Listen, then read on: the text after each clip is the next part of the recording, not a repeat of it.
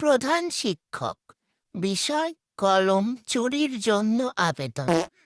মহোদয়, স্যার সালাম দিয়ে আর লজ্জা দিলাম না। মেইন কথায় আসি।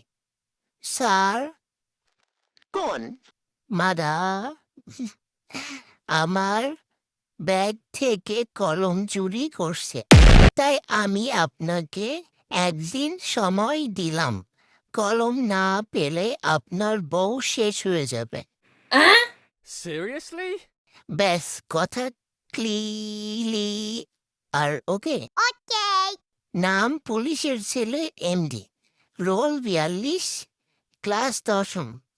বিশেষ দ্রষ্টব্য, কলম না পেলে বাবা পুলিশ গুলি করবে আপনার বউকে।